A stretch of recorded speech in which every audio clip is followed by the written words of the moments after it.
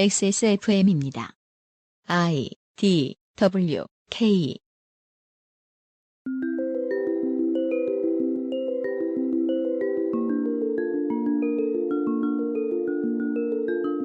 기본교육의 필요성이 대두되고 자본주의가 자리를 잡은 이후 전 세계는 똑같은 부침을 겪어왔습니다. 사람을 돈으로 보거나 돈을 사람보다 중시하거나 그래도 30년 전보다 50년 전보다 100년 전보다는 지금이 나은 게 아닐까 하시는 분들을 위해 기묘한 옛 이야기를 하나 준비해 보았습니다.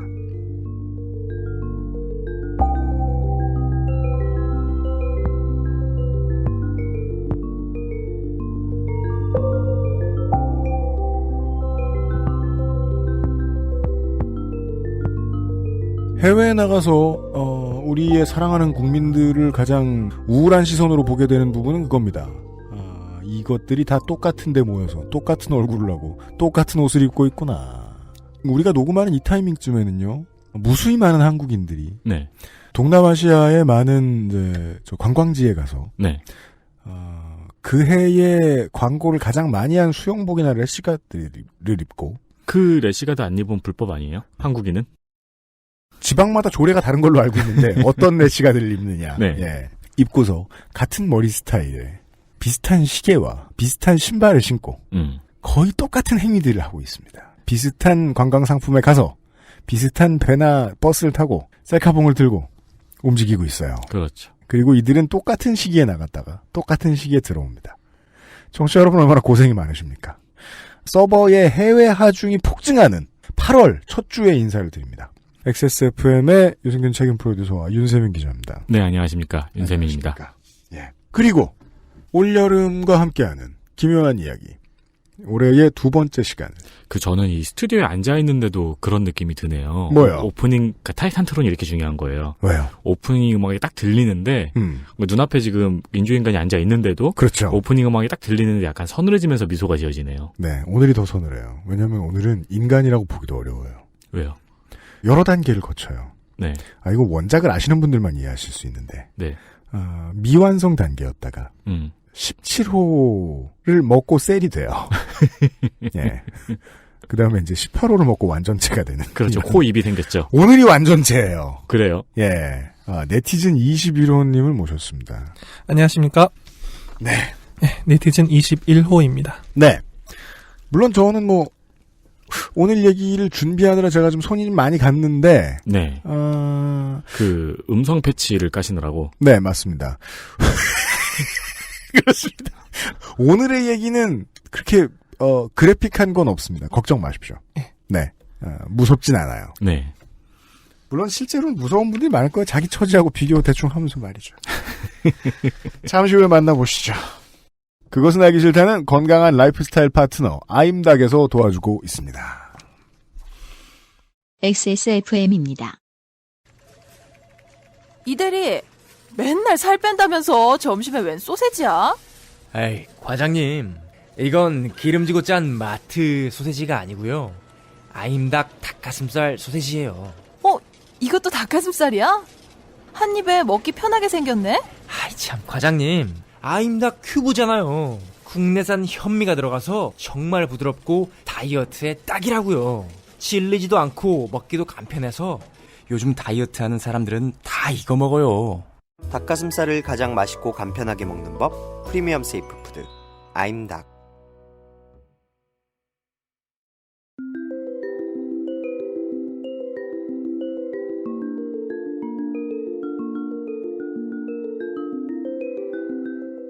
알았던 듯 몰랐던 르포. 기묘한 이야기.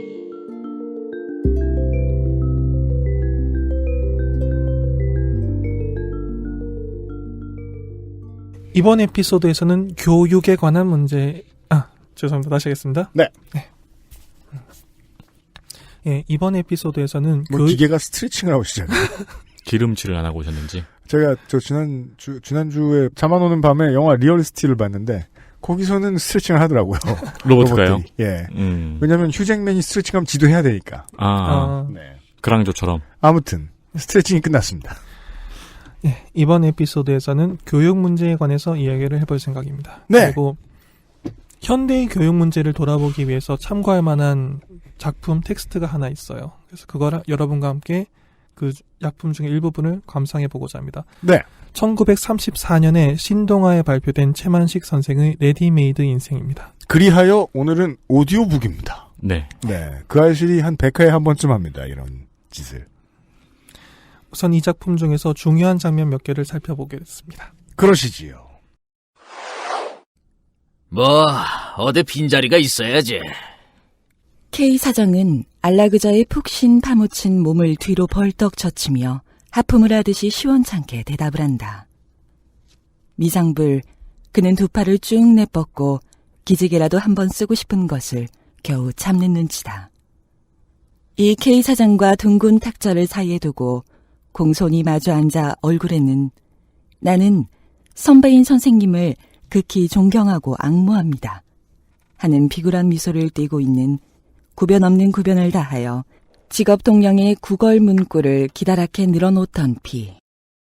피는 그러나 취직운동의 백전백패의 노졸인지라 K씨의 희만이 드는 한마디에 거절해도 새삼스럽게 실망도 아니한다. 대답이 그렇게 나왔으니 이제 더 졸라도 별 수가 없는 것이지만 허실 삼아 한마디 더 해보는 것이다. 글쎄올시다. 그러시다면 지금 당장 어떻게 해주십사 하고 무리하게 조를 수야 있겠습니까마는 그러면 다음에 결혼이 있다든지 하면 그때는 꼭. 이렇게 말하고 피는 지금까지 외면하였던 얼굴을 돌리어 K 사장을 조심성 있게 바라보았다. 그러나 K 사장은 우선 고개를 좌우로 두어 번 흔들고는 여전히 하품 섞인 대답을 한다. 결혼이 그렇게 나나 어데. 그러고 간혹 가다가 결혼이 난다더라도 유력한 후보자가 몇십 명씩 밀려 있어서. 피는 아무 말도 아니하고 고개를 숙였다. 이제는 영영 틀어진 것이다. 안녕히 계십시오 하고 일어서는 것밖에는 별 수가 없다. 별 수가 없게 되었으니 네 그렇습니까 하고 선선히 일어서야 할 것이지만 지금까지 은근히 모시고 있던 태도에 비하여 그것이 너무 낯이 간지러운 표변임을 알기 때문에 실망이 나는 체하고 잠시 더 앉아있는 것이다. 제가 그 최만식의 작품을 매우 좋아했던 이유가요. 네. 다른 당시 당대 소설가들에게서는 볼 수 없는 찌질한 디테일이 확고합니다. 그렇죠. 일변 홍상수의 영화 같기도 해요. 그렇죠. 근데 물론 홍상수의 영화는 끝에 가서 자야 되는데 그건 없죠. 네. 그거 빼면. 그리고 그 풍자의 힘을 되게 잘 이해하고 있는 작가여서요. 이 감이 확실하죠, 보면. 이거는 아무도, 당시에 작가들 아무도 이런 표현 안 했어요, 굳이. 그냥 일어나야 되는데 잘렸으면, 갑자기 태도를 바꾸면 그게 너무 낯이 간지러우니까, 실망하는 척하고 잠깐 더 앉아 있었다. 네. 지난주 요즘은 팟캐스트 시대에서 거의 동일한 내용의 사연을 다뤘었어요. 구직하러 갔다가. 네. 예. 자네 머리가 왜 이렇게 긴가? 뭐 이런 소리나 듣고, 머리가 왜 이렇게 짧은가? 이런 소리나 듣고, 그냥 뭐 하염없이 잘려온 그런 얘기 해주신 청취자가 계셨는데, 네. 내용이 별로 안 달라요. 그나저나 그 21호님에게 음성 패치가 잘 깔렸네요. 그렇습니다. 오전 내내 그렇죠. 고생하신. 네, 수고하셨습니다. 네. 깐대로 발음해 주셨네요. 네. 최만식의 레디메이드 인생은 반복하지만 신동아의 1934년에 발표된 83년 전 작품입니다. 83년 전 작품입니다. 네. 그런데 구직자를 대하는 사장의 태도, 구직자가 면접 탈락을 깨닫고 보이는 태도는 청취자 여러분 어떻게 들으셨습니까? 똑같아요. 놀라울 정도로 비슷하죠. 네. 윤세민 기자 가장 최근에 떨어져 본 게 언제예요? 가장 최근에 떨어져 본 게 작년 봄인 것 같은데요. 나 만나기 직전이네. 그렇죠. 저는 네. 끊임없이, 네. 네. 그러고 보니까 이제 국어 국문과가 이렇게 많은 팟캐스트에서 최만식의 작품을 그렇죠. 한다는 게 네. 아니에요. 국문과 들어왔는데 최만식 작품 안 봐요. 아 그렇습니까? 네. 최만식 작품은 다 고3 때 털었지. 고등학교 때 다 털었죠. 네. 네. 네. 그리고 이게 여러분들이 기억하시겠지만 많은 청취자 여러분들께서 이 작품을 읽으셨을 테니까요. 아시겠지만 작품의 첫 부분입니다. 맞아요. 첫 인트로가 이렇게 시작합니다. 놀랍도록 비슷하죠. 비슷하다고 해야 될까요? 같다고 해야 될까요? 저는 한동안 생각을 못 해봤었어가지고 고3 때 이후로 까먹고 있었고 고3 때는 구직에 실패해본 경험이 없을 거 아닙니까? 당연히. 그래서 그때는 별로 감이 안 왔다가 지금 한 20년 만에 처음 다시 읽는 거예요. 이런 작품인지 몰랐던 것 같아요. 예. 저는 그게 기억나요. 이게 앞부분에 보면은 그 취직 자리가 없는 곳에 가가지고 취직을 부탁하는 내용이잖아요. 근데 지금은 그런 일은 잘 없어요. 그건 조금 차이점이 있는데 문제는 이 다음이 정말 비슷해져요. 지금이랑. 예. 그리고 이 다음은 유스 오브 아프리카죠. 아프리카 청춘이다. 그렇습니다. 네. 의 차례입니다. 그죠. 청춘을 난도질하는 차례. 거참 큰일들 났어. K 사장은 피가 낙심해하는 것을 보고 별로 미천이 들지 아니하는 일이라서 알뜰히 걱정을 나누어 준다. 저렇게 좋은 청년들이 일거리가 없어서 저렇게들 애를 쓰니. 피는 속으로 콧등을 흥 하고 끼었으나 아무 대답도 아니하였다. K 사장은 피가 이미 더 조르지 아니하리라고 안심한지라 먼저 하품 섞어 빈자리가 있어야지 하던 시원찮은 태도는 버리고 그가 늘 흉중에 묻어두었다가 청년들에게 한바탕씩 해 들려주는 훈화를 꺼낸다. 그렇지만 내가 늘 말하는 것인데 저렇게 취직만 하려고 애를 쓸 게 아니야. 도회지에서 월급 생활을 하려고 할 것만이 아니라 농촌으로 돌아가서 무엇합니까? 피는 말중동을 갈라 불쑥 반문하였다. 그는 기왕 취직운동은 글러진 것이니 속 시원하게 시비라도 해보고 싶은 것이다. 허허, 저게 다 모르는 소리야. 조선은 농업국이요. 농민이 전 인구의 8할이나 되니까 조선 문제는 즉 농촌 문제라고 볼 수가 있는데 지금 농촌에서 할 일이 오죽이나 많다고? 저는 그 말씀 잘 못 알아듣겠는데요. 저희 같은 사람이 농촌에 가서 할 일이 있을 것 같지 않습니다. 그럴 리가 있나? 가령 K 사장은 하고 더듬으면서 끝내 대답을 하지 못한다. 그것은 무리가 아니다. 그가 구직하러 오는 지식 청년들에게 농촌으로 돌아가 농촌 사업을 하라는 것과 다음에 또 꺼내는 일거리를 만들라는 것은 결코 현실에서 출발한 이론적 근거가 있는 것이 아니었었다. 그저 지식계급의 구직꾼이 넘치는 것을 보고 막연히 농촌으로 돌아가라, 일을 만들어라고 해왔을 따름이다. 따라서 거기에 대한 구체적 플랜이 있는 것도 아니었었던 것이다. 한편으로는 한 행셋거리로, 또 한편으로는 구직군 격퇴의 수단으로 자령이 헌창 쓰듯 썼을 뿐이지. 네. 이쯤 되면 DC에서 그렇죠. 면접 본 썰을 듣고 있는 수준입니다. 거의 어제 나온 글이라고 해도 믿을 수 있죠. 그렇습니다. 어떻게 이렇게 옛날식으로 썼냐고 칭찬해 주겠죠.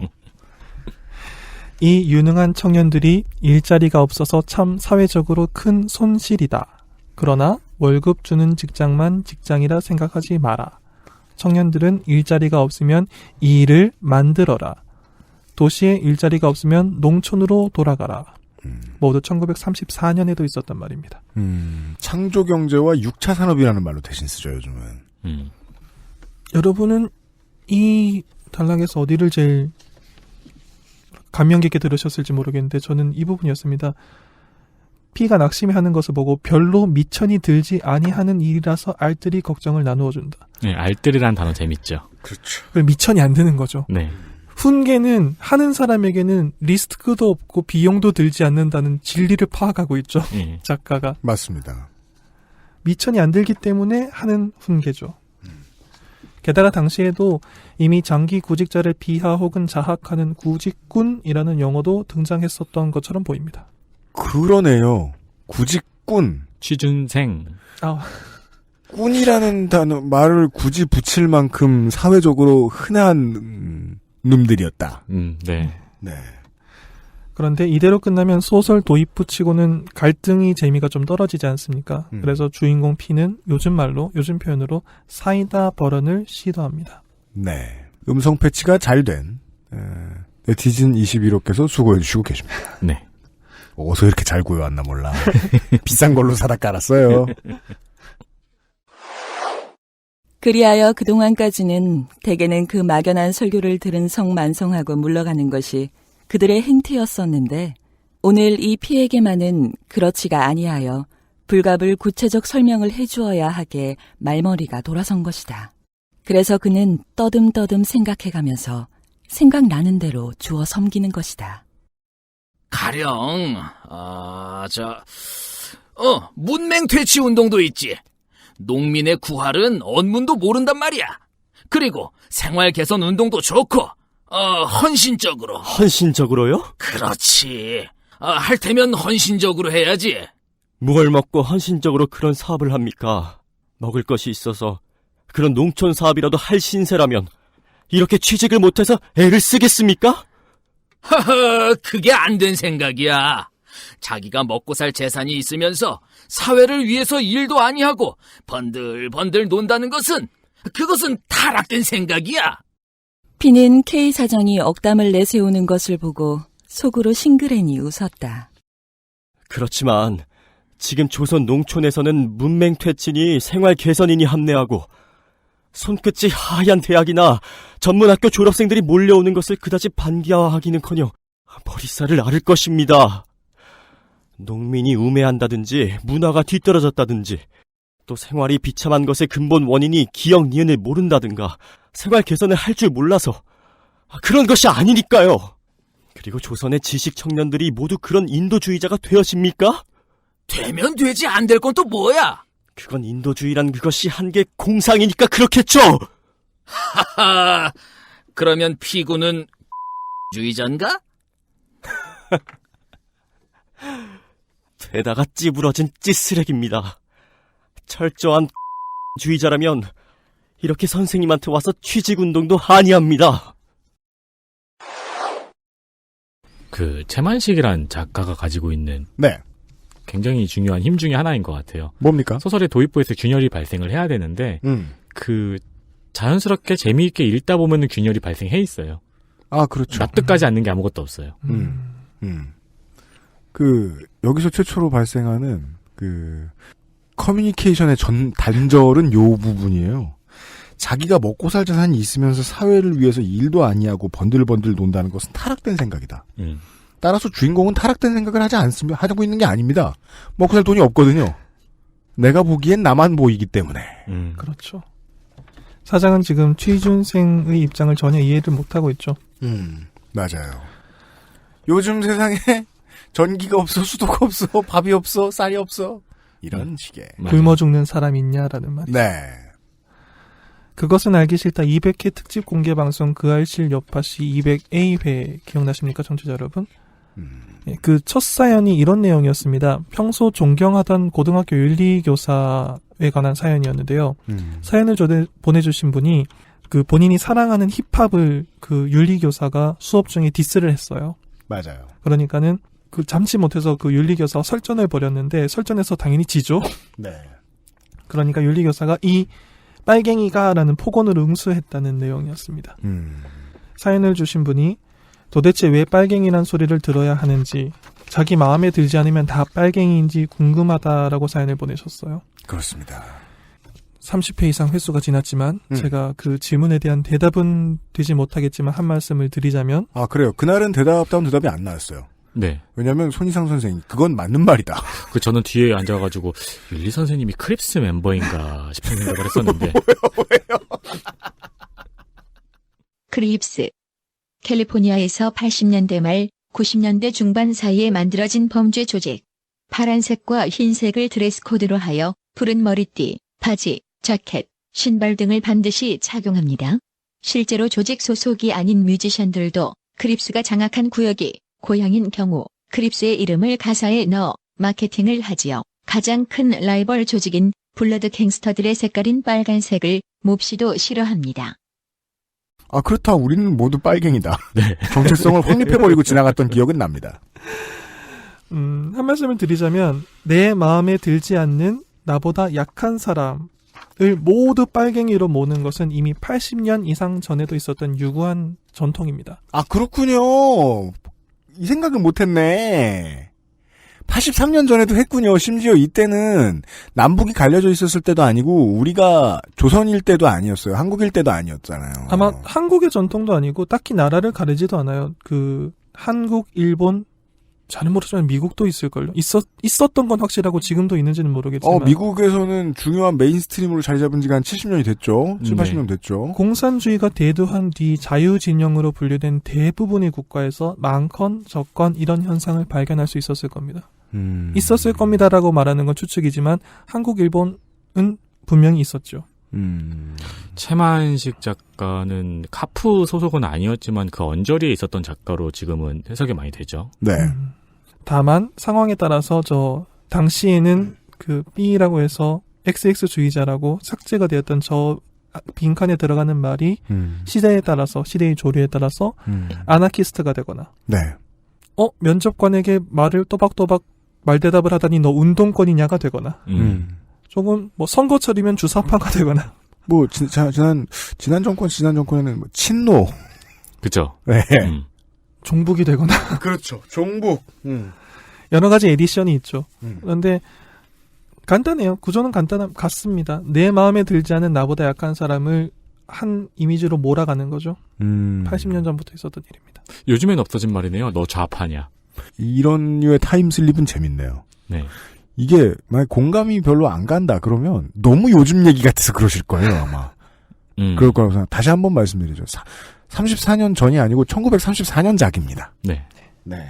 게다가 그때 이미 농촌을 깔보는 도시, 그런 도시의 속셈을 빤히 다 알고 있는 농촌이라는 관계도 이미 정립이 되었었던 듯합니다. 아, 우리가 생각하는 것처럼 막 해방 전후는 이제 해방까지 한참 남았습니다만 이때만 해도 해방 전후는 막 상록수에서 나왔던 막 그런 로망 그런 없네. 네, 그럼 막 이렇게 어디서 여기 나온 대로 손이호연 대학 졸업생 놈들이 와요. 여기서 막 개척하겠다고 교화하겠다고 그러면은 거기 농촌에 계신 분들은 저 새끼 또 상록수 읽고 왔다고. 야, 너 그렇게 생겨가지고 여기 오면 연애할 수 있을 것 같냐? 이 망할 놈의 무정. 누가 한글을 모른다 그래 이놈아 이런. 네. 그리고 그것 때문에 지금 우리가 힘든 게 아니야라는 말도 이미 나왔죠. 기억 니은이 문제가 아니라는 말이. 그러네요. 귀농이라는 말 자체가 지금 세대들은 20세기 후반이나 등장한 단어라고 생각했지만 그런 현상이 꼭 20세기 후반에 처음 나온 것도 아니었던 건지는 모르죠. 그러게요. 네. 그리고 소설은 다음 장면으로 넘어갑니다. 아이고 죄송합니다. 못 써. 그렇게 과격한 사상으로 기울어서야 쓰나. 정 농촌으로 돌아가기가 싫거든 서울서라도 몇 사람 맘맞는 사람이 모여서 무슨 일을 조선의 신문이 모자라니 신문을 하나 경영하든지 또 조그맣게 하자면 잡지 같은 것도 좋고 또 영리사업도 좋고 그러면 취직운동하는 것보다 훨씬 낫지 않은가? 졸졸이야 압니다만 누가 돈을 내놓겠습니까? 그거야 성의 있게 하면 자연 돈도 생기는 거지. 피는 엉터리 없는 수작을 더 하기가 싫어 웬만큼 말을 끊고 일어섰다. 속에 있는 말을 어느 정도 활활 해준 것이 시원은 하나 또 취직이 글렀구나 생각하니 입안에서 쓴침이 괴어나온다. 이건 거의 대부분의 우리 청취자들이 한 번쯤 다 경험해본 거 아닐까 싶어요. 말은 막 그지같이 해줘서 사장한테 기분은 좋은데 집에 가는 길이 우울하다. 예. 취업이 안 되면 창업을 해라. 짧게 줄이면 그거구나. 저는 취업이 오랫동안 안 됐고 창업을 한 입장으로서 그런 말을 하면 맞아 죽기 딱 좋다는 거는 잘 알고 있어요. 근데 이게 그거예요. 조선의 팟캐스트가 모자라니 팟캐스트를 하나 적용하든지.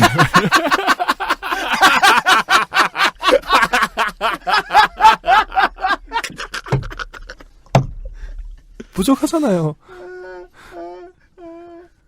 성의 있게 하면 자연 돈도 생기죠. 이게 1934년 작품인데 XSFM이 14년에. 그러니까 딱 80년인가요? 네네. 그러네요. 회사로 된 건 80년. 80년 뒤죠. 방송이 시작된 거는 97년 후. 네, 98년 후인가 그랬어요. 회사로 된 거는 80년 뒤. 그러니까 이 사장의 충고를 80년 뒤에 받아들이신 거예요. 네. 아, 그렇군요. 조선을 래퍼는 많고 팟캐스트는 졸주야 부족하니. 압니다만은 누가 돈을 내놓습니까? 예. 성의 있게 하면 돈이 생긴다. 예. 무슨 대부업체에서 200만 원 빌렸는데 처음에 시작할 때. 네. 예. 간단하게 줄이면 그겁니다. 여러분이 굉장히 많이 들어보신 이야기일 겁니다. 취업이 안 되면 창업을 해라. 열정이 없는 게 걱정이지 돈이 없는 게 왜 걱정이냐. 이런 말을 하는 사람들이 있을까 봐요. 진짜로. 엄청 많죠. 그 자기 논리대로 얘기를 하다가 자기 논리가 막히는 부분에서는 이런 그 초자연적인 힘이 생길 거라고 얘기주는. 돈이 없어 본 적이 없나 봐. 성의 있게 노력하면 돈은 자연히 생긴다. 돈은 따라온다. 모두 80년 이상 된 훈계입니다. 다른 점이 있다면 지금 지적하셨듯이 지금은 이 훈계를 다 모아서 책으로 내서 돈을 버는 사업 모델이 따로 생겼죠. 그렇죠. 없는 사람들을 난도질하는. 그런 사업 모델이 하나 생겼죠. 그게 다른 점입니다. 복도에서 편집국장 씨를 만났다. 피는 씨와 자별이 사이가 가까운 터였었다. 사장 만나러 왔어? 씨가 묻는 것이다. 아니, 피는 거짓말을 하였다. 그는 지금 K 사장을 만나 거절당한 이야기를 하기가 어쩐지 창피하기도 할 뿐 아니라 또 전부터 씨더러 K 사장에게 자기의 취직운동을 부탁해왔던 터인데 직접 이렇게 찾아와서 만났다고 하기가 혐의 적기도 하고 시치미를 뚝 뗀 것이다. 아주 단념하오. 씨는 자기에게 부탁한 취직운동을 단념하란 말이다. 그러면 벌써 씨가 K 사장에게 이야기를 하였고 그 결과 일이 틀어진 것을 피는 모르고 와서 헛노릇을 한바탕 한 것이다. 피는 먼저 씨를 만나보지 아니하고 K 사장을 만난 것을 후회하였다. 씨는 잠깐 멈췄던 말을 계속한다. 어제 아침에 사장더러 피군의 사정이 폭 난처하니 어떻게 생각해봐주면 좋겠다고 여러 말을 했다가 곧때였어. 신문사가 구제기관이 아닌데 남의 사정 난처한 것을 어떻게 하라느냐고 그럽디다. 아휴, 하기야 그게 옳은 말이지만. 신문사가 구제기관이 아니라고 한다는 그 말이 피의 머리에는 침끝으로 찌르는 것 같이 정신이 들게 울리었다. 망할 자식들. 피는 혼잣말로 이렇게 두덜거리며 씨와 작별도 아니하고 밖으로 나와버렸다. 이 피의 반응은 이해가 되고 동시에 놀랍죠. 어떤 거요? 맞는 말을 들었는데 저주하게는 돼요. 맞아요. 예, 맞는 말이군. 망할 새끼들. 그렇죠. 그게 우리가 샤워하면서 혼자 욕하게 되는 이유 중에 하나잖아요. 맞습니다. 기업은 자선단체가 아니다. 이걸 왜 청년들에게 훈계를 할 때 내가 이 사람을 위해서 악역이 되어야지, 독한 마음을 먹어야지 하고 다짐을 하고 따끔하게 줄 훈계라고 생각하시는 분들이 계실 겁니다. 그분들한테는 놀라운 뉴스겠지만 80년 전부터 있었단 말이에요. 그죠. 자선단체가 아니라기에는 망할 때마다 우리가 도와주잖아요. 그렇죠. 망하려고 할 때마다. 망하려고 할 때마다. 네. 기업의 사회적 책임은 어디로 간 걸까요? 네. 그러니까 모두가 떠들고 있는 메시지인데 나는 그렇게 말하고 있지 않다라고 생각하는 어른들이 되게 많았던 게 우리가 작품으로 확인해 보면 최소한 80년 전인 것 같다. 제가 말씀드리는 우리 모두가 하고 있는 메시지라는 건 이거죠. 네 돈은 내 돈이고 내 돈은 내 돈이다. 그렇죠. 네. 그렇게 생각 안 하는 사람이 어디 있어요. 예나 지금이나 다 거짓말한다. 예, 난도질하면서. 이렇게 피가 취직에 실패하는 장면이 다 지나갔습니다. 아, 되게 이거야말로 되게 관광지에 온 기분인데요. 왜요? 재밌어요. 예, 별 긴장 없이 재밌어요. 역킬링이라고 합니다. 맞습니다. 누가 죽는 거 보기. 네. 내가 죽을 것 같을 때. 사채꾼 우시지마 읽기. 역힐링이라고 하죠. 네, 나는 우시지 않게 돼요, 그 순간에. 광고 듣고 오겠습니다. 그것은 알기 싫다는 한국에서 처음 만나는 반값 생리대 29데이즈에서 도와주고 있습니다. XSFM입니다.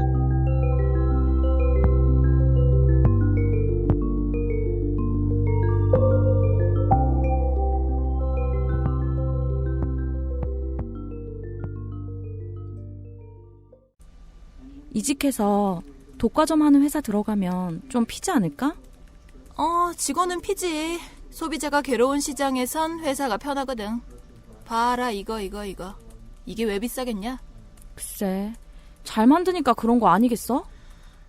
좀만 생각해봐. 너도 경제를 알잖아. 우리는 광고 모델 매겨 살리려고 생리하냐? 장난치지 마라. 잘 만들고 제값.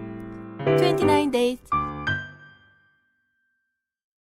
닭가슴살의 비린내와 퍽퍽함이 공포스러웠다면 프리미엄 세이프 푸드 아임닭. 유해물질 무첨가. 잘 만들고 체갑. 29days. 김상조 독점거래위원장입니다. 안녕하십니까. 지금 현재까지 29데이즈의 생리대가 중형 사이즈밖에 없었지 않습니까? 그 운은 왜 던지는 거죠? 대형이 출시됩니다. 드디어.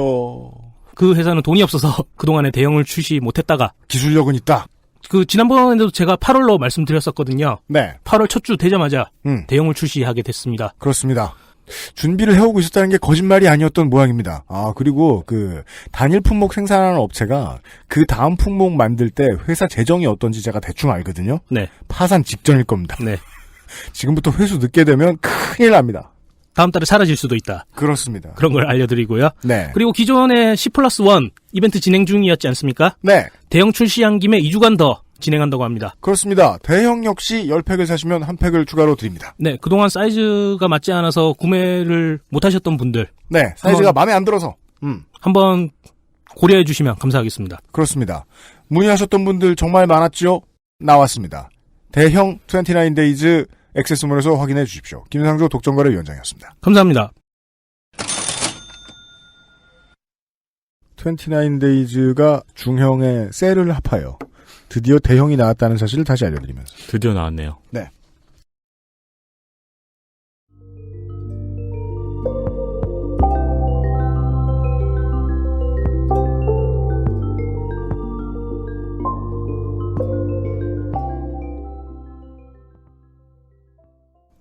피는 포켓 속에 손을 넣고 잔돈과 지폐를 섞어 3원 남은 돈을 만지작거렸다. 그러면서 왼편 손으로는 손가락을 꼽아가며 3원을 곱쟁이 쳐보았다. 6원, 12원, 24원, 48원, 96원, 192원, 8원 모자라는 200원, 400원, 800원, 1,600원, 3,200원, 6,400원, 12,800원. 800원은 떼어버리고 24,000원, 48,000원, 96,000원, 192,000원, 384,000원, 768,000원, 1,536,000원. 3원을 18번만 곱집으면 150만 원이 된다. 150만 원. 그놈이 있으면 이렇게 생각하며 어깨가 으쓱해졌다. 3원의 18곱쟁이가 150만 원이니 퍽 쉬운 것이다. 그놈만 있으면 100만 원을 들여서 50전짜리 16페이지 신문을 하나 했으면 우선 K 사장의 엉엉 우는 꼴을 볼 수가 있을 것이다. 그러나 아쉬운 대로 15만 원만 있어도 1만 5천 원 아니 1,500원만 있어도 아니 150원만 있어도 15원만 있어도 우선 방세와 전등삭스를 주고 한 달은 살아가겠다. 피는 한숨을 내쉬었다. 한 달. 한 달만 살고 나면 그 다음은 어떻게 하나. 그래도 몇백 원은 있어야지. 아니 몇천 원은. 아니 몇만 원은. 피는 늘 하는 버릇으로 이런 터무니없는 공상을 되풀이하였다. 이 작품에서 가장 밀착도 넘쳤던 부분이에요. 독자로 하여금. 안 이러는 사람이 어디 있어요? 진짜 똑같죠. 예. 사람이 숨을 쉬기 위해서 공기 말고도 필요한 것이 있죠. 로또요. 희망입니다. 네, 맞습니다. 당장 이렇게 돈을 벌 수 있을 리가 없는데 이런 상상을 하는 것이 내가 내 월급을 들고 가서 다른 어떤 적금보다도 이율이 높은 적금을 드는 것보다 훨씬 기분 좋아요. 맞아요. 예. 희망은 현실적이지 않아요. 맞아요. P는 취직에 실패하자 일단 머릿속으로 희망을 주입합니다. 정말 급하게 산소를 주입하는 것처럼. 맞아요, 맞아요. 숨을 쉬어야 되니까요. 아주 본능적인 작업이었을 거라고 저는 생각합니다. 당시 서울에는 산소는 얼마든지 있었겠지만 산소만으로 숨을 쉴 수 있는 게 아니에요. 희망이 당장 없으면 숨을 쉬기 힘드니까. 네. 그런데 이 공상을 할 때 완벽하게 제로에서 공상을 하면은 스스로를 속일 수도 없으니까 마지막 리얼리티가 필요하죠. 그게 주머니 속의 3원이죠. 희망을 위한 마지막 리얼리티. 몇 분 안에 현실로 돌아올지라도 이거를 몇 번 곱하면 그 작업을 해서 삶을 살아가기 위해서 희망을 얻는 거죠. 당시 사람들은 P처럼 주머니 속의 돈을 곱해보는 것으로 희망을 즐겼고 자본주의가 고도로 발달한 현재의 한국 그리고 일본 사회 구성원들은 이걸 유료로 즐기고 있죠. 그게 돈을 받고 희망을 파는 복권이죠. 네. 너무 거기에 많은 돈을 투자하는 것은 저는 절대로 말리고 싶습니다. 지나치게 많은 돈을 투자하는 것. 제가 몇 번 예전에 말씀드렸을 거예요. 복권, 그러니까 로또가 처음 한국에 도입됐을 때 이걸 정말 투자 상품으로 오인하셔가지고 재산 날리고 스스로 목숨을 끊은 케이스가 은근히 있었습니다. 네, 있었죠. 네. 잘못된 접근 방식입니다. 복권은 그런 식으로 접근하는 게 아니라 흔히 하는 조언이죠. 하나만 사라. 한 게임만 사라라고 하는 거. 없으면 희망이 없지만 한 게임을 사면은 그만큼의 확률이 생기잖아요. 네. 그거 해가지고 한 일주일 동안 즐거워지는 거예요. 일주일 정도. 지금 처음 알았어요. 그 돈 주고 산 게 희망이었는지 몰랐어요. 그 복권 당첨, 아까 로또 당첨되면이라는 상상 진지하게 안 해보셨어요? 많이 해봤는데 네. 내가 그걸 그 돈 주고 소비했다는 걸 몰랐죠. 복권은 꿈을 파는 거죠. 상품이 꿈인 거죠. 그러니까. 그렇기 때문에 한 게임이 가장 효용이 좁다고 하죠. 안 사면 꿈을 꿀 수 없지만 한 장을 샀으면은 오케이 이걸로 일주일 동안 즐거워지자. 그리고 저는 이 신길역에서 환승을 하잖아요. 신길역에는 네 파는 게 많아요. 네, 중간에 이제 로또 파는 곳이 있어요. 네. 거기서 항상 사는데 한 장을 사든 5장을 사든 맞는 숫자 개수는 똑같은 느낌이에요. 그것도 그렇죠. 네. 그러니까 저는 빨래가 다 말랐는데 빨래에서 좋은 냄새가 난다. 마른 옷에서. 그러면 나는 패브릭 소프너를 사서 이 정도의 효용을 보고 있구나라고 돈만큼의 효용감 혹은 그 이상을 느끼면서 행복해해요. 네. 근데 로또를 사고서 되면 뭐 해야지 하면서 내가 희망을 소비하고 있구나라는 생각을 한 번도 안 해본 거예요. 그랬군요. 그런 식으로 소비하는 게 가장 건강한 접근법이라고 저는 개인적으로 생각합니다. 네, 되게 디테일하게 생각하지 않나요? 세금 얼마 띄고 나면은 얼마가 남겠고 그럼 집을 사면 어디를 사는 게 좋을까 막 이러면서. 아니에요. 저는 그런 생각은 당장 되지도 않는데 비현실적이야. 농협중앙회에 어떻게 아무렇지도 않게 들어가지? 그리고 직원이 계좌 개설을 권하면 어떻게 놓으라고 하지? 네, 맞아요. 네. 주는 곳이 거기입니까? 네. 네. 그리고 막 이제 그 생각하는 거예요. 희망을 가지시라고 소개해드릴게요. 서대문에 이거 저 꼬시지 않을까? 자산 관리 받으라고 꼬시지 않을까? 네. 그리고 아마 청취자 여러분들 중에서 본인에게 안 좋은 일, 취업이 안 됐다든가 뭔가가 안 됐을 때 그것에 대해서 그냥 이것이라도 하나 사보자 해서 복권을 사보신 분이라면 그때 가는 상상은 그때나 지금이나 비슷하죠. 자신을 즐겁게 위해서 뭘 하면 좋을 텐데 일단 뭘 해서 그 사장이 우는 꼴을 보고 싶은 생각이 살짝 들어요. 인간이기 때문에. 네. 당장 K 사장 우는 꼴을 볼 수 있을 것이다. 그런 생각을 하죠. 맞아요. 예. 맞아요. 내가 지금 떨어진 이 업계에 큰 회사를 하나 차려버릴 텐데라는 거. 네. 맞아요. 저도 살고 있는 집에 집주인이 압박 들어오면 이 건물 사야 되는데 그런 생각. 예. 로또를 한 장 사서. 그니까 말이에요. 자본주의가 고도로 발달하다 보니까 훈계도 이제는 돈을 받고 책으로 팔고 희망도 돈을 받고 파는 거죠, 국가가. 그렇게 됐네요. 사람들이 그걸 필요로 한다는 걸 누군가가 기가 막히게 캐치를 한 거죠. 그렇죠. 그러니까 저 같은 사람이 있는 거죠. 필요로 했고 소비도 했다는 사실도 모르고 살아.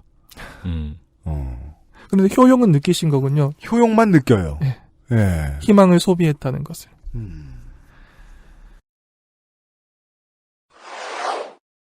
피해 동무 M과 H가 찾아왔다. 어데 나가나? M이 그러잖아도 벌심한 코를 한 번 더 벌심하고 사이 벌어진 앞니를 내어 보이며 싱긋 웃는다. 몸집은 M과 같이 통통하지만 키가 적어 M의 뒤에 가려섰던 H가 옆으로 나서며 안녕합시오. 하고 인사를 한다.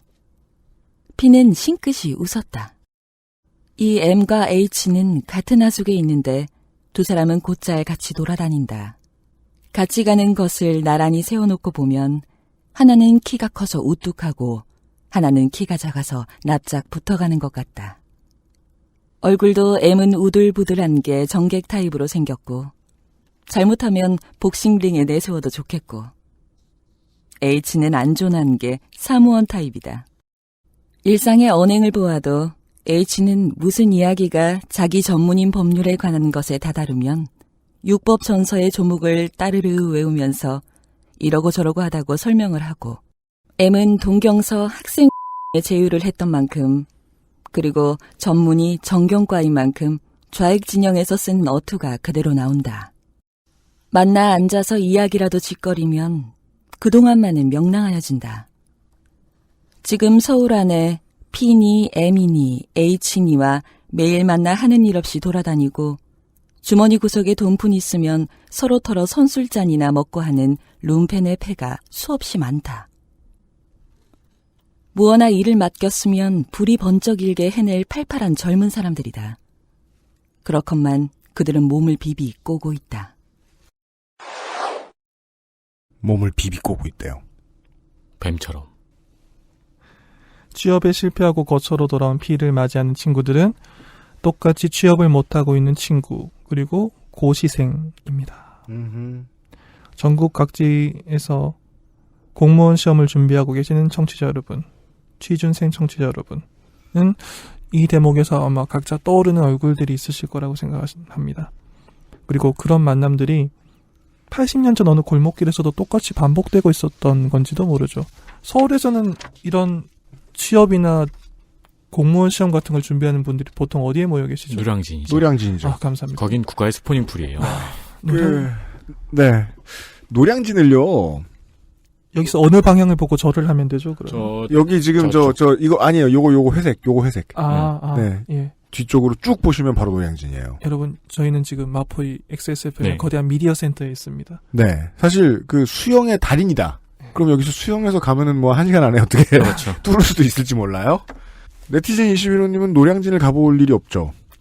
없었습니다. 없었을 거예요. 예. 왜냐하면 또 기계이기도 하고 일본은 맛있는 게 많거든요. 해산물이 어차피. 그렇죠. 네, 한국 해산물도 맛있지만. 근데 노량진은 해산물을 먹으러 가기보다는 컵밥을 먹으러 가는 게 더 낫습니다. 그걸 얘기하고 싶었던 거예요. 네티즌 21호님한테 서울지리를 좀 소개해드려야죠. 노량진 역을 중심으로 좌우 중심으로 쭉 선을 긋고 노량진역의 북부에는 회입니다. 치키치 시장. 네. 네, 알겠습니다. 어시장인데요. 그 아래쪽은 고시타운입니다. 방금 말씀하신. 네. 전국의 모든 인재들이 다 모여 있는. 네. 회를 먹고 싶은 사람들이 여기 다 모여 있고요. 네. 직장을 구해야 되는 사람들이 여기 다 모여 있어요.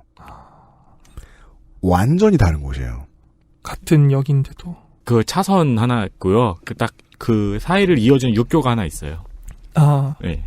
다른 세계로 가는 곳이군요. 네. 저는 회를 별로 안 좋아해서 별로 안 가는데 이 아저씨 새끼들이 친구들이 뭐 누구 생일인데 여기서 모이자. 그럼 모여야 돼요? 네. 모입니다. 가서 저는 뭐 우리 회사 일찍 끝나니까 일찍 끝나서 좀 한 30-40분 일찍 가 있어요. 그럼 나는 오늘 내가 별로 안 좋아하는 회들 막 먹을 거 아니야. 개불도 먹어야 되고. 그러니까 나 먹고 싶은 걸 좀 먹자 미리. 제가 제일 좋아하는 건 뭐? 직장 뷔페예요. 네, 있어요. 그런 게 가요. 있군요. 네. 그러면 직장인들 많이 가는 그냥 반찬 아무거나 집어와도 되는 뷔페 식당 형태의 식당이 있는데 훨씬 수준이 낮고 훨씬 싸요. 이 동네에서 6,000원이다. 그럼 그 동네는 3,500원에 3,000원이에요. 고작 길 하단 건넜는데. 네, 그쪽은 어차피 어시장이니까. 네. 네, 근데 제가 노량진 생각하면 할 말이 진짜 많은 게 거기서 직장 생활을 했었거든요. 예. 그럼 저는 홍대에서 노량진으로 출근을 했어요. 예. 홍대에서는 여러분 한 뼘 반 정도 되는 커피를 제가 5,500원 주고 사 먹어요. 노량진에서는 제 팔뚝만한 커피를 1,500원 주고 사 먹어요. 그리고 밥집에 들어가면은 테이블이 2인석 테이블만 있어요. 밥집에. 그리고 거기 한 명씩만 앉아 있어요. 6인, 8인 테이블 같은 건 애당초 놓지 않는 거군요. 그렇죠, 있어야 할 그렇죠. 이유가 없어요. 저녁에 붙여놓는 경우는 있는데 점심 때는 거의 혼밥. 왜냐면 네. 거기에서 친구를 사귈 만큼 미친 사람은 없기 때문입니다. 거기서 공부를 하고 계신 분들은 그러니까 그 미친 짓은 인류에게 권장되지만 노량진에선 그러면 안 되죠. 예. 그래서 거의 다 혼자 앉아 있어요. 같은 서울 안에서도 물가가 그렇게까지 다를 수 있군요. 그렇죠. 그리고 거기 헬스장에는 다이어트라고 써있지 않아요. 경찰고시, 공무원고시, 소방고시 이런 식으로 써있어요. 네. 저의 하루를 다시 정리해드릴게요. 3,500원을 주고 거기 뷔페를 먹었어요. 전 맛있었어요. 네.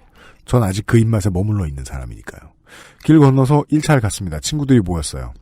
술을 먹었죠. 한 6명이서 다 합해서 한 30만원 정도 썼을 거예요. 그냥 이 나이 때의 생일상 치고는 그냥 적당했습니다. 네. 2차를 왔습니다. 2차를 가면 똑같이 회를 먹을 수 없으니까 어디 호프집에 가야죠. 길을 건넜어요. 우리 나이 또래 갈 만한 데를 가야 되겠습니다. 왜냐하면 그냥 동네 호프집 가면 물 흐릴까 봐. 그래서 찾았어요. 수입 맥주 있고 막 그런 데 찾았어요. 갔어요. 가서 앉자마자 여기에서 공부해 본 적 있는 친구가 얘기하는 거예요. 여기가 몇 년 전에 공무원 시험 먼저 붙은 선배들이 와서 센 척하면서 술 사는 곳이다. 근데 거기가 제가 가본 그런 그냥 병권에다가 먹는 맥주집들 중에서 제일 쌌어요. 아저씨답게 조용히 웃으면서 먹었지만 여러모로 생각이 많이 드는 하루 저녁이었어요. 저는. 그렇네요. 노량진 길을 2번 건너는 경험. 예. 그 센 척하면서 사준 선배들도 취직한 지 몇 년 안 됐을 텐데 그렇죠. 그렇게 억만급을 벌진 않았을 거 아닙니까? 노량진에서만 센 척할 수 있는 사람이었죠. 그래도 마음씨가 고맙네요. 후배들 밥도 사주고. 제도란 돈인데 제도 안에서 어느 정도 숨을 쉴 수 있는 사람들과 그 제도 안에 들어가기 전에 지금 산소가 점점 모자라가지고 힘들어 죽겠는 사람들이 이렇게 금명하게 한꺼번에 모여있는 동네가 노량진 말고는 다 얘기하기 어려워요. 예. 전국에 비슷한 곳에 계신 분들도 아마 들으시면서 상상이 되셨겠지요. 네. 최만식의 이 지적은 최만식은 그렇게 생각 안 했겠지만 되게 지금은 나름 시사하는 바가 큰 게 무어나 일을 맡겼으면 불이 번쩍 일게 해낼 팔팔한 젊은 사람들이 몸을 비비꼬고 있다라는 건 노동이 신성하니까 니들 다 노동해야 된다 이런 꼰대의 마인드가 아니라 그저께 조 소장이 한 얘기예요. 네. 사회가 노동의 범위를 늘려놨어야지. 예. 가치를 어떻게든 더 창출할 국리를 냈었어야지. 그게 안 됐으니까 이런 재수없는 사람들만 하품을 하면서 너 집에 가라고 하고 있는 거 아니에요. 그리고 이 소설이 그리고 있는 1934년의 서울의 풍경을 이해할 만한 배경을 한번 소개해드리겠습니다. 네. 그런 얘기를 우리가 잠시 후에 한번 들어보죠. 이상하죠? 기묘한 이야기를 듣는데 사람도 안 죽고 그러게요. 누가 누굴 저주도 안 하고 예. 일본이 발칵 뒤집어지지도 않아요. 때리지도 않고. 네. 다른 건 다 안 하는데요. 오늘 하나는 할 겁니다. 일본은 또 뒤집어져요. 아, 그래요? 잠시 후에. 네.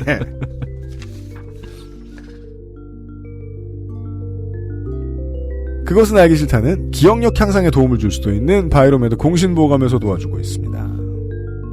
XSFM입니다.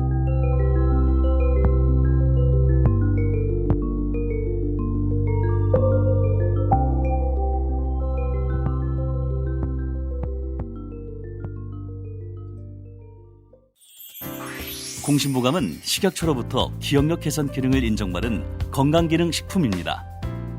기억력이 개선된다는 것을 어떻게 알 수 있었을까요? 인체 적용 시험을 통해 공신보감을 섭취한 사람들이 기억력 개선에 도움을 받았다는 사실을 증명하였습니다. 공신보감과 함께 소중한 기억을 오랫동안 간직하세요. 공신보감이 기억력 개선에 도움을 줄 수 있습니다.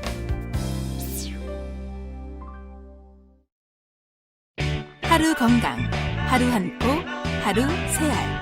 하루의 건강한 습관, 하루니아. 평산네이처.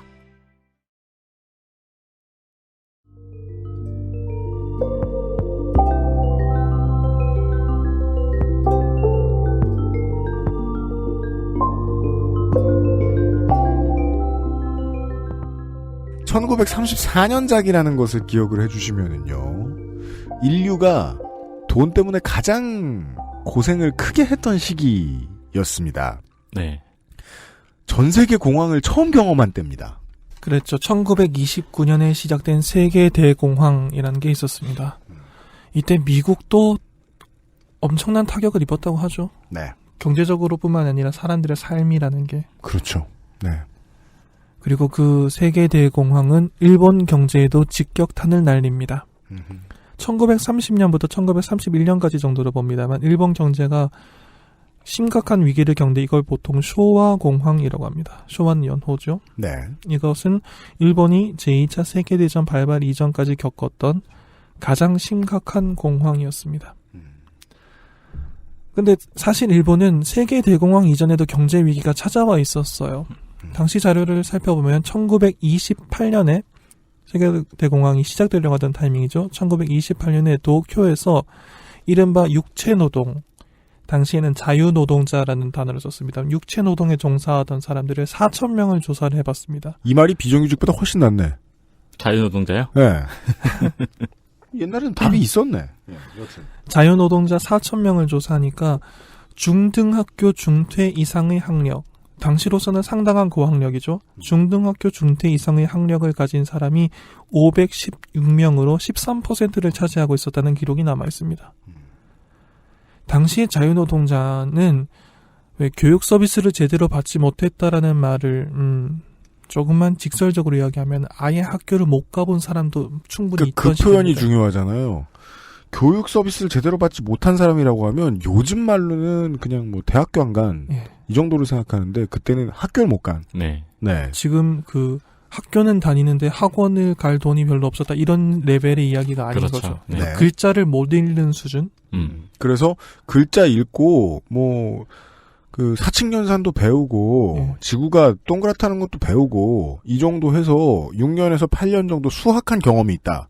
그러면 고급 인력이다. 그렇죠. 엘리트죠. 당시에는 그러니까 이 노동자들에게 글자를 가르치고 숫자를 가르쳐서 그 공사를 하기 위한 일을 지시를 하는 게 큰 일이었어요. 그러네요. 거기서 일종의 재교육 혹은 교육이 이루어질 정도였죠. 안전수칙 가르치기도 어려운 일이고. 그러니까 3층, 5층, 7층 이런 거를 이야기를 해줘야 되지 않습니까? 네. 근데 숫자를 가르쳐야 되고 뭐 할 일이 많으니까 그런 식으로 생각하고 있었어요. 당시 자유노동자에 대한 인식이라는 게. 지금과는 많이 다르죠. 도량형을 모르는데 일을 어떻게 해요? 그러니까요. 예. 그런데 거기에 516명, 13%가 중등학교 중퇴 이상의 학력이었다는 거죠. 그걸 보고 당시 평론가들이 깜짝 놀랐다라는 기록들이 남아 있습니다. 당시에도 평론가들은 사회 현상을 보고 깜짝 놀라는 게 직업이었죠.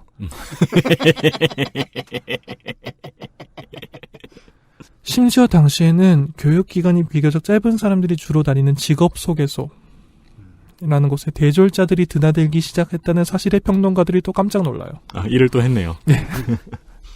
숫자를 몇 개 보겠습니다. 당시 일본의 대학교, 전문학교 졸업자의 취업률은 1929년에 50.2%였습니다. 1930년에는 42.2%, 1931년에는 36.0%를 기록합니다. 이게 36.0%가 저점입니다. 가장 낮았고요. 대졸자 취업률은 이후 회복세를 보이며 1932년에 38.4%로 올라가고 1934년에 44.9%를 기록합니다. 레디메이드 인생은 1934년에 발표된 소설입니다. 수치는 사람들의 마음속에서 어떻게 표현이 되냐면 그 지표가 개선이 되면 사람들은 지칠 대로 지친 상태입니다, 보통. 그렇죠. 예. 구덩이를 파고 갔다가 올라온 중이거든요. 네. 물론 당시는 뭐 통계라는 게 전산화되어 있지 않던 시절이기 때문에 정확도 면에 있어서는 지금의 취업률과는 조금 다를 수도 있어요. 당시 기록에 여러 기록을 찾아보면 조금씩 다른 숫자들이 나오기도 하는데 이거는 도쿄를 중심으로 했을 때 신뢰할 만한 기록으로서 이 정도 숫자가 나왔다는 건 당시 사람들이 체감적으로 느꼈던 게 얼마나 심각했는가는 전달이 되죠. 10명 중에 3명 그 대졸자 전문학교 졸업자 네. 최고의 교육을 받은 사람들이 10명 중에 3명만 직업을 가질 수 있었다. 그리고 2017년을 사는 우리들이 레디메이드 인생을 읽으면서 기시감이 드는 것은 어쩌면 당연한 일일지도 모릅니다. 1929년에 대공황이 있었습니다. 레디메이드 인생의 등장인물들은 대공황 이후의 혼란기 속에서 생존을 위해서 발버둥 치고 있었어요. 대공황에서 거의 80년 뒤인 2008년에 국제사회는 세계 금융위기를 목도합니다. 그리고 우리들은 그 세계 금융위기 이후의 혼란기를 살고 있는 거죠. 이들의 삶을 더욱 고달프게 했던 대공황 이전의 시대상들이 레디메이드 인생의 작품 내에서도 잘 드러나 있습니다. 대공황 이전에. 네. 자유주의의 새로운 깃발을 내어 걸은 시민의 기세는 등등하였다. 양반? 누구는 발이 하나길래 너희만 양발이라느냐? 법률의 앞에서는 만인이 평등이다. 돈이 있으면 무엇든지 할 수 있다. 신흥 부르지아지는 민주주의의 간판을 이용하여 노동자 농민의 등을 어루만지고 경제적으로 유력한 봉건귀족과 악수를 하는 동시에 지식계급을 대량으로 주문하였다. 유자천금이 불여교자 일권서라는 봉건시대의 진리가 자유주의의 세례를 받아 일단의 더 발전된 얼굴로 민중을 열광시켰다. 배워라. 글을 배워라. 지식만 있으면 누구나 양반이 되고 잘 살 수가 있다. 이러한 정열의 외침이 방방곡곡에서 소스라쳐 일어났다. 신문과 잡지가 붓이 닳도록 향악료를 고취하고 피가 끓는 지사들이 향촌으로 돌아다니며 삼촌의 혀를 놀려 권악을 부르짖었다. 배워라. 배워야 한다. 상놈도 배우면 양반이 된다. 가르쳐라. 논밭을 팔고 집을 팔아서라도 가르쳐라. 그나마도 못하면 고학이라도 해야 한다. 공자왈 맹자왈은 이미 시대가 늦었다. 상투를 깎고 신학문을 배워라. 야학을 실시하여라. 보통학교의 교장이 간발을 하고 촌으로 돌아다니며 입학을 권유하였다. 생도에게는 월사금을 받기는커녕 교과서와 학용품을 대어주었다. 민간의 유지는 돈을 걷어 학교를 세웠다. 밀립대학도 생기려다가 말았었다. 청년회에서 야학을 설시하였다. 갈도회가 생겨 갈도만주 외우는 소리가 서울의 신풍경을 이루었고 일반은 고학생을 존경하였다. 여학생이라는 새 수거가 생기고 신여성이라는 새 여인이 생겨났다. 이와 같이 조선의 관민이 일치되어 민중의 지식 정도를 높이는 데 진력을 하였다. 즉, 그들 관민이 일치하여 계획한 조선의 문화 정도는 급도로 높아갔다. 그리하여 민중의 지식 보급에 애쓴 보람은 나타났다. 면서기를 공급하고 순사를 공급하고 군청 고원을 공급하고 간이농업학교 출신의 농사계량 기술을 공급하였다. 은행원이 생기고 회사사원이 생겼다. 학교 교원이 생기고 교회 목사가 생겼다. 신문기자가 생기고 잡지기자가 생겼다. 민중의 지식 정도가 높았으니 신문잡지 독자가 부쩍 늘고 의사와 변호사의 벌이가 윤택하여졌다. 소설가가 원고료를 얻어먹고 미술가가 그림을 팔아먹고 음악가가 광대의 천호에서 벗어났다. 인쇄소와 책장사가 세월을 만나고 양복점 구두방이 늘비하여졌다. 연애 결혼에 목사님의 부수입이 생기고 문화주택을 짓느라고 청부업자가 부자가 되었다. 그리하여 부르주아지는 가보를 잡고 공부한 일부의 지식군은 진주를 잡았다. 그러나 노동자와 농민은 무대를 잡았다. 그들에게는 조선의 문화의 향상이나 민족적 발전이나가 도리어 무거운 짐을 지어주었을지언정 덜어주지는 아니하였다. 그들은 배 주고 속 얻어먹은 셈이다. 인텔리. 인텔리 중에도 아무런 손끝에 기술이 없어 대학이나 전문학교의 졸업증서 한 장을 또는 그 조그만 보통 상식을 가진 직업 없는 인텔리. 해마다 1000여 명씩 늘어가는 인텔리. 뱀을 본 것은 이들 인텔리다. 부르주아지의 모든 기관이 포화 상태가 되어 더 수요가 아니 되니 그들은 결국 꼬임을 받아 나무에 올라갔다가 흔들리는 셈이다. 개밥의 도토리다. 인텔리가 아니 되었으면 차라리 노동자가 되었을 것인데 인텔리인지라 그 속에는 들어갔다가도 도로 달아나오는 것이 99%이다. 그 나머지는 모두 어깨가 축 처진 무직 인텔리어, 무기력한 문화 예비군 속에서 푸른 한숨만 쉬는 초상집의 주인 없는 개들이다. 레디메이드 인생이다. 세상이 어떻게 바뀌었는지를 한눈에 알아보게 해 주었습니다. 문맹률이 급격히 줄어들면서 여러 가지 형태의 노동이 가치를 인정받았지만 결국 여기서 말하는 가보를 잡은 건 부르주아지.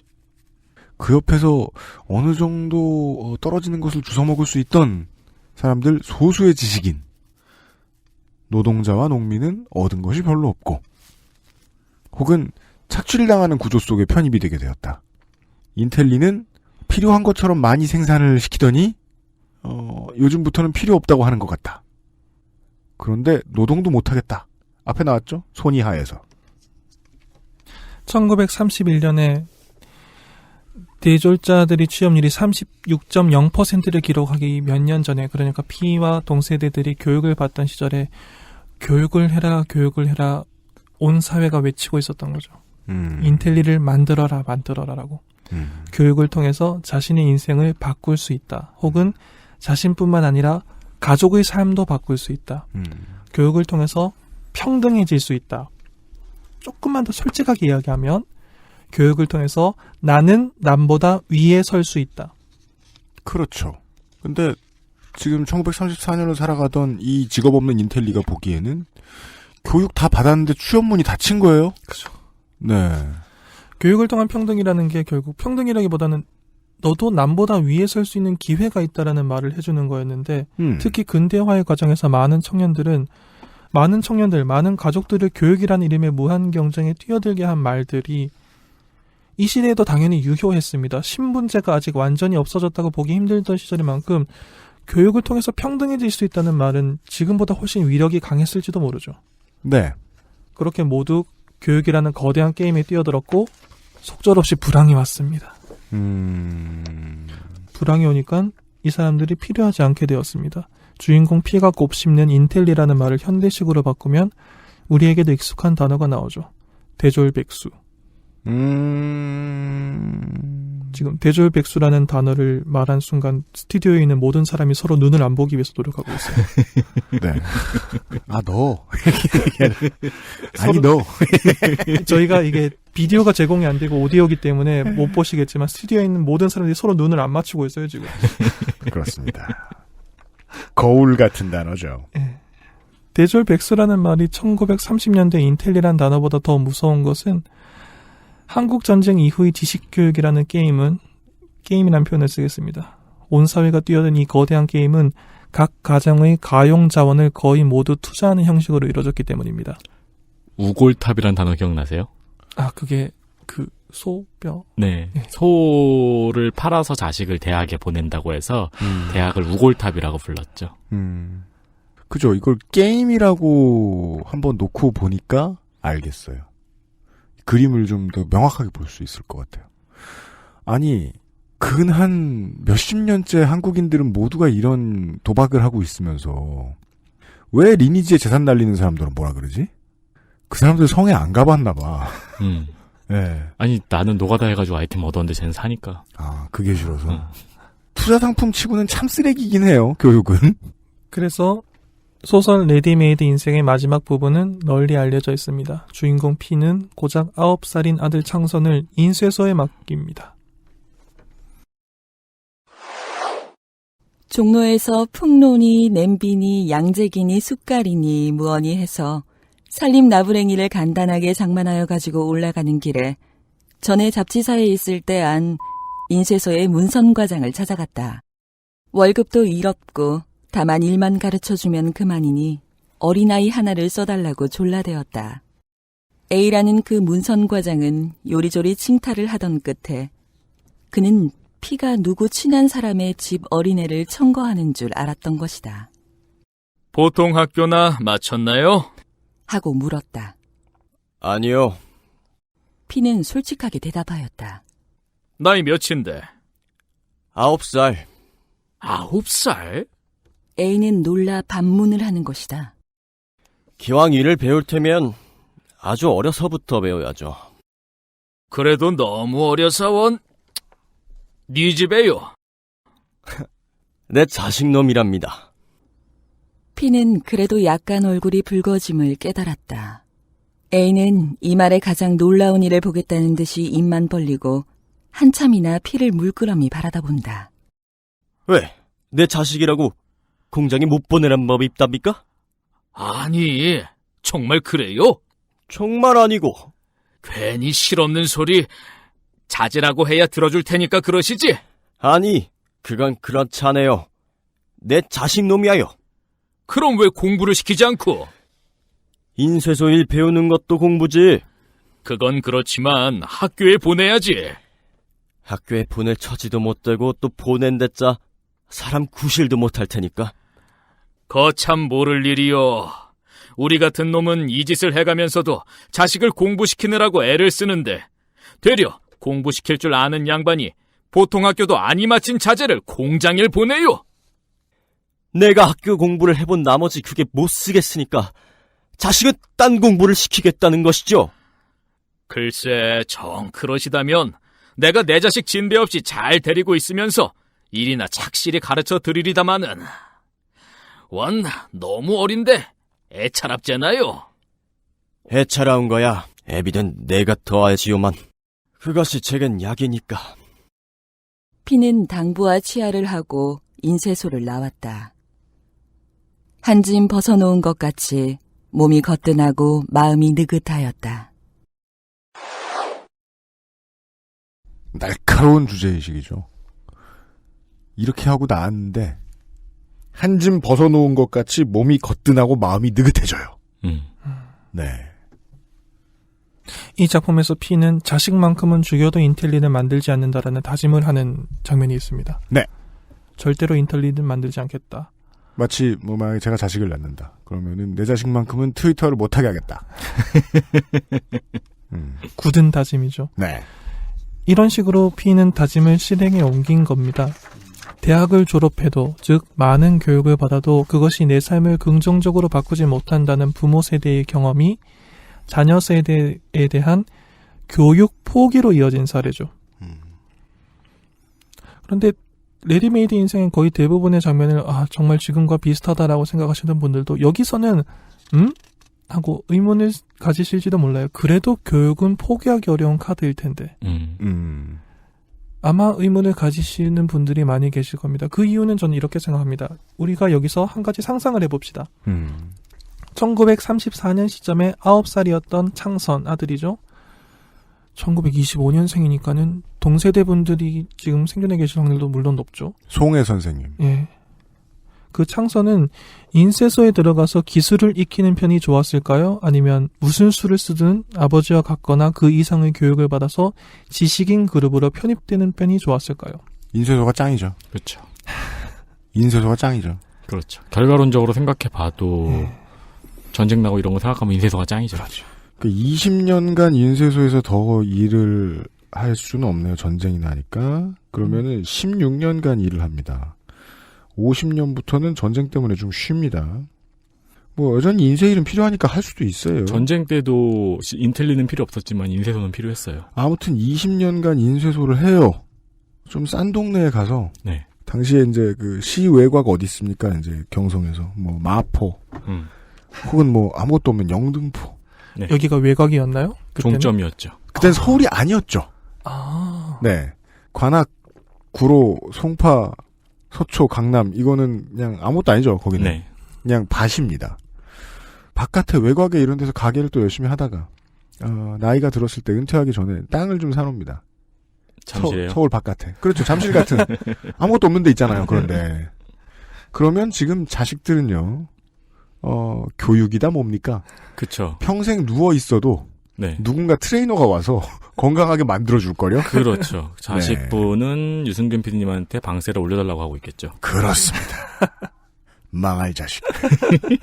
이 되었을 가능성이 있다는 거예요. 그렇습니다. 저라도 인쇄소 택했겠네요. 개인의 삶은 무한한 변수가 있기 때문에 제가 아까 말씀드린 그 두 가지 선택지 중에서 어느 쪽이 더 좋다라고는 딱 잘라서 말하기는 어렵습니다. 그러네요. 딱 잘라 말하기는 좀 그러네. 인쇄소 루트를 선택했을 때 이 베스트 플랜이 지금 나왔죠. 네. 그리고 참 신기하죠. 그게 인쇄소로 대성한다가 아니라 어느 시점에서 부동산 투자한다가 반드시 들어가야 되죠. 맞아요.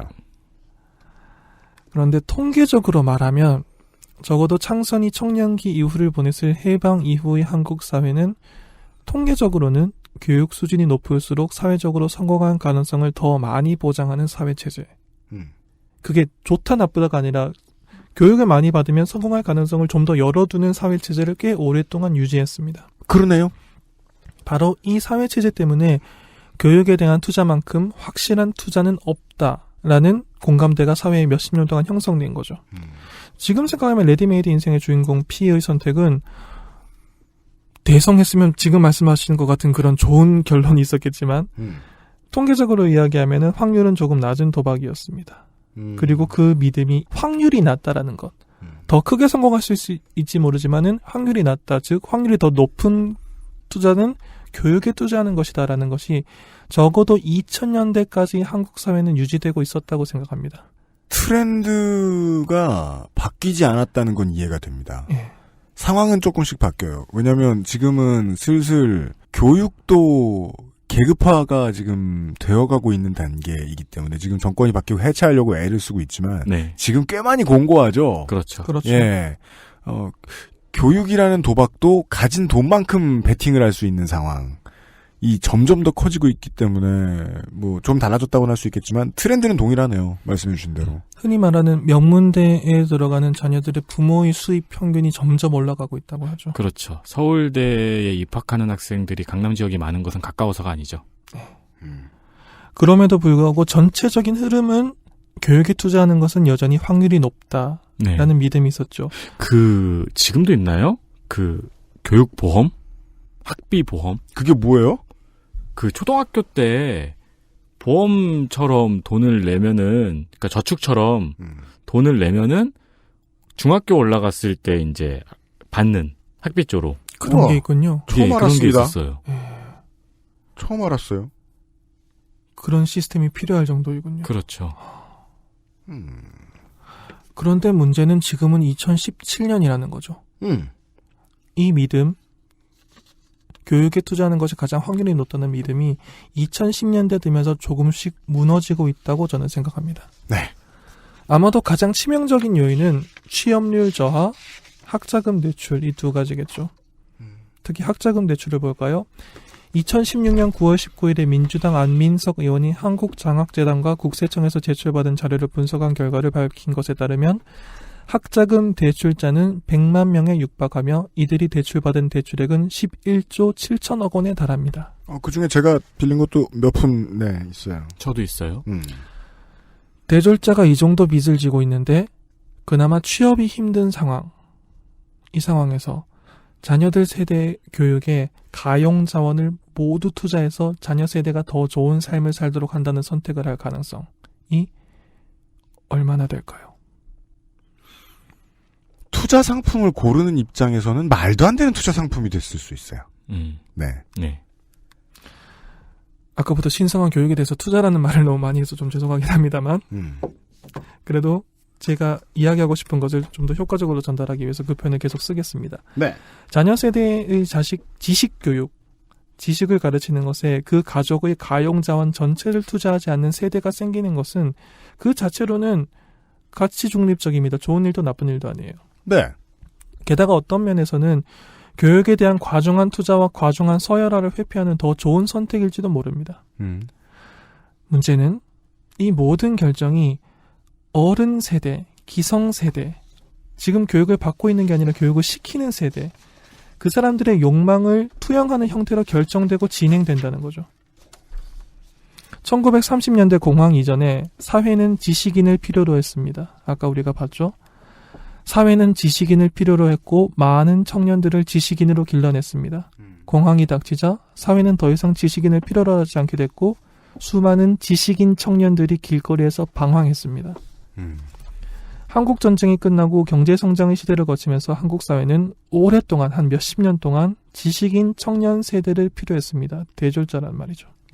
그냥 버려두거나 쌩까고 우리끼리만 일하기에는 경제 성장의 속도가 너무도 빨랐기 때문이지요. 그렇죠. 네. P는 인텔리가 되고 싶었던 게 아니죠. 인텔리가 되는 게 옳은 길이라고 했으니까 인텔리가 된 거죠. 누가 시킨 거군요. 한국 전쟁 이후 세대들이 대졸자가 되고 싶어서 됐다라기보다는 대졸자가 되는 것이 옳은 선택이다 혹은 경우에 따라서 유일한 올바른 선택이다, 좋은 선택이다라는 말을 어린 시절부터 계속 들었기 때문에 대졸자가 된 거예요. 저 지금 평론가가 됐어요. 놀랬어요? 깜짝 놀랐어요. 내가 대졸자가 되고 싶어 한 적이 없다는 걸 지금 처음 알았어요. 그러네요. 사회가 그게 옳은 길이라고 가르쳤기 때문에 대졸자가 된 거예요. 그랬는데 불황의 시대가 다시 오자 사회가 굉장히 점잖게 정장을 입고 넥타이를 메고 점잖게 이야기합니다. 우리가 교육받은 청년들이 필요하긴 한데 이렇게 많이 필요하진 않아. K 사장처럼 점잖게. 그 결과가 많은 지식인 청년들이 오늘도 방황하고 있는 이 현실이죠. 한국 사회에는 이 문제에 대해서 지금 막 정권도 바뀌었으니까요. 조만간 이 문제에 대해서 어떤 형식으로든지 결론을 내려야 할 겁니다. 지금까지 한국 사회의 성공을 견인해온 큰 요소, 지식교육에 대한 무한에 가까운 투자. 이게 나쁘기만 하다고도 생각하지도 않아요. 틀림없이 교육은 사람을 좀 더 평등하게 했습니다. 네. 신분제가 사라지는데 큰 원동력이 되었습니다. 사람들에게 기회를 줬고요. 인생에 희망을 줬습니다. 그것을 부정하는 게 절대로 아닙니다. 하지만 지식교육에 관한 무한에 가까운 투자라는 이 시스템을 앞으로 이어나갈 것인지 아니면 다른 길을 모색할 것인지 한국 사회는 조만간 이 문제에 대해서 어떤 식으로든 답을 내야 돼요. 한국 사회의 나름의 답을. 그리고 한국이 이 선택을 하는데 참고가 될 만한 일본의 사례를 다음 시간에 소개해보고자 합니다. 그렇습니다. 대학 시절 일이 기억이 나네요. 뭔데요? 신방과 수업이었는데요. 아마 예체비평 수업이었나 그랬던 것 같아요. 일제고사에 그때가 MB 때였으니까 일제고사에 관해서 한 명씩 나와서 토론을 하라는 이야기였어요. 그 교수님이 어느 조그만 신문사의 사장님이셨는데 일제고사를 해야 된다고 강력하게 주장을 하시면서 우리 보고 토론을 하라 그랬어요. 그러면서 교수님의 요지는 뭐냐면은 공부에 재능이 없는 아이들을 빨리 가려내어서 그 친구들을 다른 쪽으로 나가게 해줘야지. 그러니까 일제고사를 치러야 하는 거야. 라는 이야기였어요. 네. 그래서 제가 거기서 반론을 한 거는 공부가 아니고 다른 쪽으로 나가야 하는 것을 깨닫는 계기가 왜 탈락이라는 부정적 경험이 되어야 되냐. 라는 요지였고 뭐 그게 아니고 다른 쪽으로 하려면 너무 많은 비용이 들어간다. 뭐 이런 식으로 토론이 진행되었던 것 같은데 저는 아직까지 그 교수님이 학생들 앞에서 그런 논리를 펼치는 게 믿어지지가 않거든요. 답은 채만식이 알았었어요. 한편으로는 한 행색거리로 또 다른 한편으로는 구직군 격퇴의 수단으로 자룡이 헌창 쓰듯 썼을 뿐이지. 네. 내일도 뭐 답은 안 나올 겁니다. 네. 사람도 아닌데 어떻게 알겠어요. 네티즌 21호님 수고하셨습니다. 감사합니다. 그것은 알기 싫다는 더 편해진 마지막 선택 평산네이처 하루니아 C 시리즈에서 도와주고 있습니다. XSFM입니다.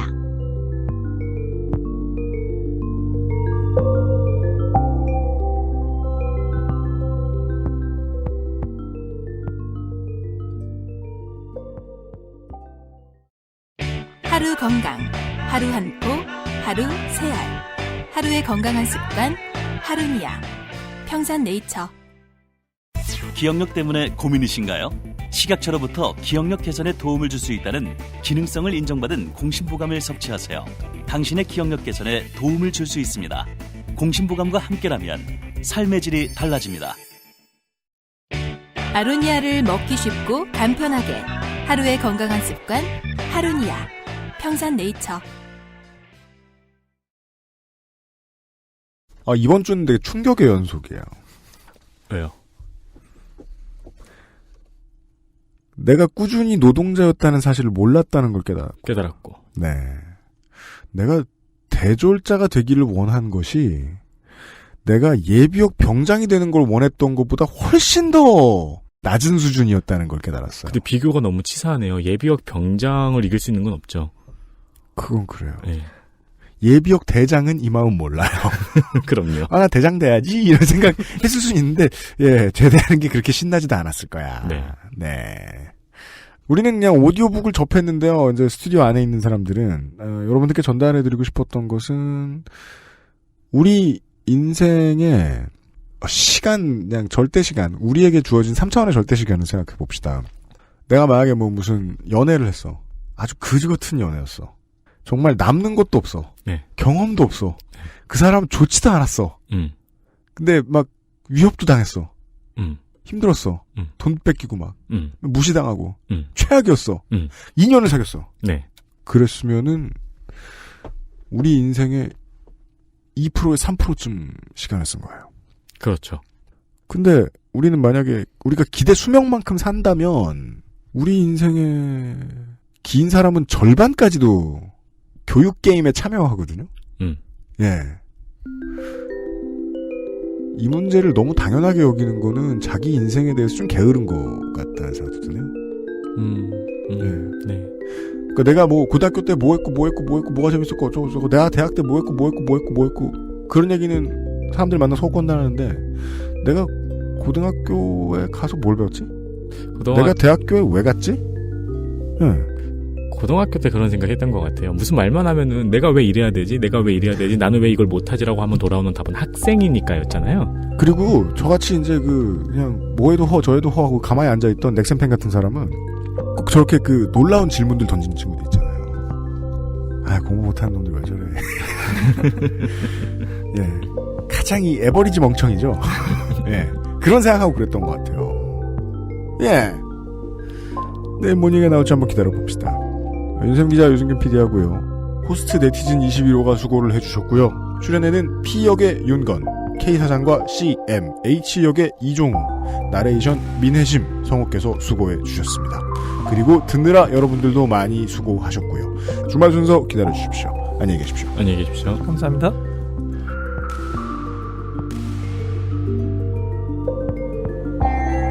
XSFM입니다. I, D, W, K